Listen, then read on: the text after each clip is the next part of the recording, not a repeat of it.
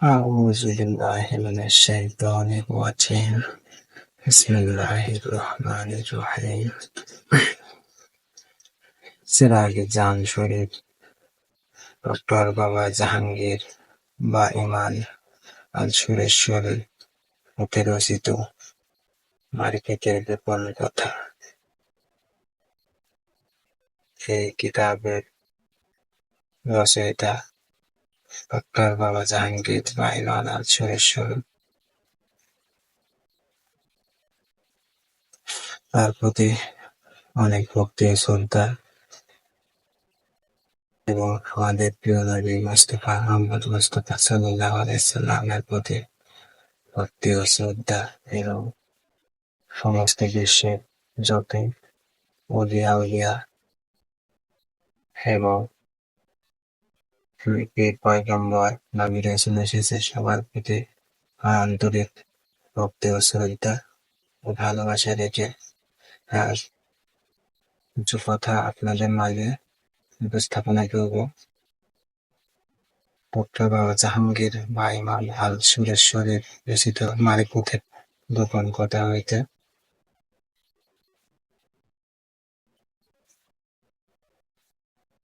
Doctor বাবা জাহাঙ্গীর বা ইমান আল সুরেশ্বরী তিনি তার মারিফতের গোপন কথা বইয়ের 90 পৃষ্ঠাতে তিনি সিজদার প্রকারভেদ সম্পর্কে আলোচনা করেছেন। আমি সেখান থেকে কিছু কথা আপনাদের মাঝে উপস্থাপন করব ওই দুটি মাঝে নিয়ে। তিনি লিখেছেন, কোরআন পাক বলেছে, ওয়া নাজমু ওয়া শাজারু ইয়াসজুদান, অর্থাৎ আকাশের তারাগুলো এবং গাছগুলো সিজদা করছে। তাহলে সিজদার অর্থ কি? সিজদা বলতে কি বোঝায়? আমরা যাকে সিজদা বলি জানি তথা প্রচলিত কথাই যাকে সিজদা বলে সবাই মেনে নেয়, উহাই কি সিজদা? সিজদার অর্থ হলো আত্মসমর্পণ, নিজেকে সম্পূর্ণরূপে বিলিয়ে দেওয়া, আপন সত্তাকে পরম সত্তার কাছে নির্বাণ করা, অর্থাৎ বিলীন করে দেওয়া। আপন ইচ্ছায় তথা নিজের স্বাধীনতায় না চলাকে সিজদা বলে।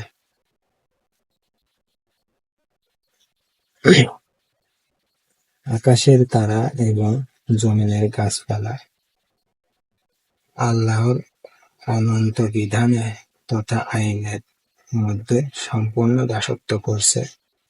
ইহাদের আপন ইচ্ছা মতো নিজের খেয়াল খুশি মতো চলাফেরার অধিকার নেই। আপন খেয়াল খুশি মতো না চলার অধিকার ইহাদের মতো সমস্ত ফেরেশতা জাতিকেও দেওয়া হয়নি, এবং অধিকার না থাকাটাই সিজদা তথা আত্মসমর্পণ। সুতরাং সমগ্র সৃষ্টি জগৎ অনন্ত বিধানে তথা আইনের আওতায় আবদ্ধ। এই মহাবিধান তথা মহা আইন ভঙ্গ করা তথা অমান্য করে চলার অধিকার নেই এবং অধিকার দেওয়া হয়নি। যেহেতু সমস্ত সৃষ্টি জগতের নেই কোনো নিজস্ব স্বাধীনতা, সেহেতু এরা সবাই সিজদায় আছে এবং আত্মসমর্পণ করছে। সিজদার অর্থ আমরা প্রচলিত নিয়মে মাথা নত করাকে বুঝি, কিন্তু মাথা নত করাকে কোথাও সিজদা বলা হয়নি। শয়তানের ধোঁকাবাজি হতে সাহায্য চায়। ডক্টর বাবা জাহাঙ্গীর তিনি বোঝাতে চেয়েছেন, সিজদার অর্থ আমরা প্রচলিত নিয়মে মাথা নত করাকে বুঝি, কিন্তু মাথা নত করাকে কোথাও সিজদা বলা হয়নি। শয়তানের ধোঁকাবাজি হতে সাহায্য চায়। হাজারবার মুখে পড়লেও শয়তানের ধোঁকাবাজি হতে যেমন রেহাই পাওয়া যায় না, ঠিক সেরকম হাজারবার মাথা ও কপাল জমিনে রেখে সেজদা আমাদের মাঝে প্রচলিত আছে, সেই সেজদাই প্রকৃত তথা আসল তথা ইসলাম বর্ণিত সেজদা হয়। আর তিনি বলতে চাচ্ছেন যে শয়তানের ধোঁকাবাজি হতে সাহায্য চাই। হাজারবার মুখে বললেও যেমন শয়তানের ধোঁকাবাজি হতে রেহাই পাওয়া যায় না, ঠিক সেরকমই হাজারবার মাথা ও কপাল জমিনে রেখে সেজদা হইলেও প্রচলিত সেজদা প্রকৃত প্রচলিত সেজদায় প্রকৃত তথা আসল তথা ইসলাম বর্ণিত সেজদা হয় না। কেবলমাত্র জমিনে মাথা ঠুকাই সার। শয়তান এবং শয়তান হতে আশ্রয় চাইছি বলার মতো। মুখে শয়তানি হতে আশ্রয় চাওয়ার মূল্য যেমন শূন্য, তেমনি মাথা ও কপাল জমিনে রেখে লৌকিক সেজদা তথা আনুষ্ঠানিক সেজদার মূল্যও তেমনি শূন্য। মাথা নত করাকেই যদি সেজদা বলে ধরে নেই, তবে গাছপালা কেমন করে মাথা নত করে সেজদা করে, চাঁদ সূরজ আর তারা কেমন করে করবে সেজদা? অথচ এরা সবাই আল্লাহকে সেজদা করছে বলে ইসলাম স্পষ্ট ঘোষণা করেছে। তবে এটা সত্যিই যে আসল সেজদাকে ধর্মবিধানের প্রয়োগ পদ্ধতিতে পরিচয় করিয়ে দেবার জন্য আনুষ্ঠানিক সেজদার প্রচলন করা হয়েছে এবং লৌকিক সেজদার প্রয়োজন আছে, যাতে মানুষ তার সত্তাকে সম্পূর্ণ আল্লাহর কাছে বিলীন করে দিতে পারে। তারই প্রাথমিক শিক্ষা দেবার প্রকৌশলী সেজদা হল মাথা নত করা। কারণ মাথা ঠিকই নত করে দিলাম লৌকিক সেজদার মতো, অথচ মনটি সেখান হতে দূরে সরিয়ে রাখলাম, তাতে কি সেজদা হবে?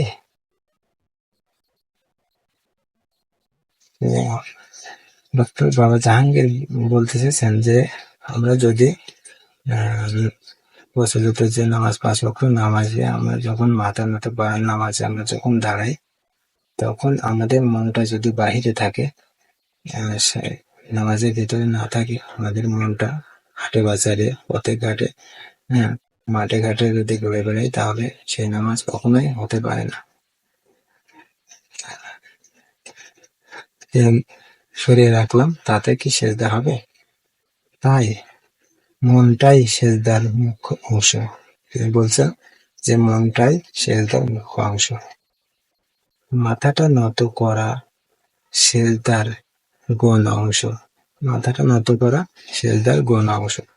তাই আচার যখন তার মূল উদ্দেশ্য লক্ষ্য হারিয়ে ফেলে, তাই আচার মানে ধর্ম মানে শরীয়তের যে আচারগুলো, এইগুলো যখন তার মূল উদ্দেশ্য লক্ষ্য হারিয়ে ফেলে, কেবলমাত্র মাথা নত করলে উহার অর্থ এবং মূল্য কতটুকু থাকে তা আপনারাই বিচার করে দেখেন।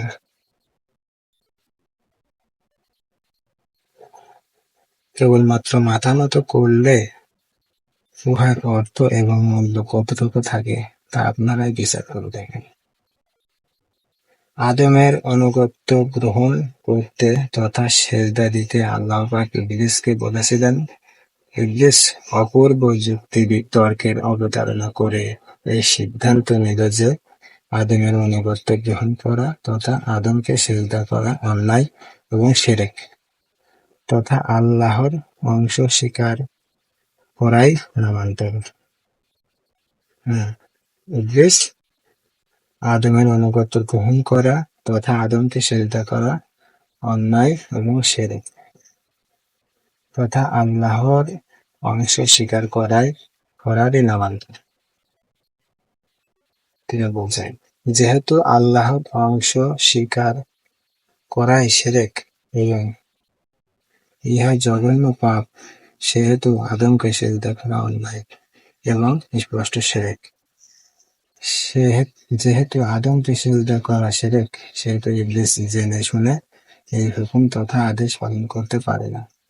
যেহেতু আদমকে সিজদা করার হুকুম যদিও আল্লাহ কর্তৃক দেওয়া হয়েছে এবং সেহেতু সিজদা করার হুকুম একটি অন্যায় হুকুম, সেহেতু ইবলীস এবং এরকম অন্যায় হুকুম সেহেতু ইবলীস এবং এরকম অন্যায় হুকুম পালন করতে প্রস্তুত নহে। যেহেতু আল্লাহ পাক আগেই ঘোষণা করেছে যে তাকে ছাড়া সিজদা করা সরাসরি শিরক, সেহেতু পূর্ব ঘোষণা অনুযায়ী আদমকে সিজদা করা আল্লাহ কর্তৃক পূর্ব ঘোষণাকে সরাসরি অমান্য করা হয় এবং সেহেতু ইবলীস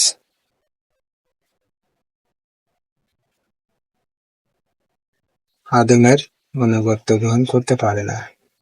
যেহেতু ইবলীস তার নিজস্ব ধারণা এবং নিজস্ব দর্শনে মক্কাটিকে বিচার করে দেখল এবং সেহেতু আল্লাহ পাককে একটু বারের জন্য এই প্রশ্নটি করতে ভুলে গিয়েছিল যে আল্লাহ পাক আমার মতো ইবাদত বন্দেগী কয়জন করেছে এবং তাই তোমাকে জিজ্ঞেস করছি যে এই মাটির আদমের ভেতর কি কোনো কিছু রেখেছো?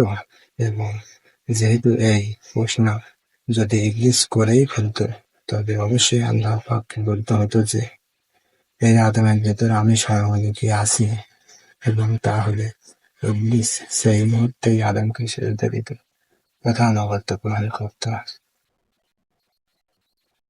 যাই হোক, প্রিয় বন্ধুরা,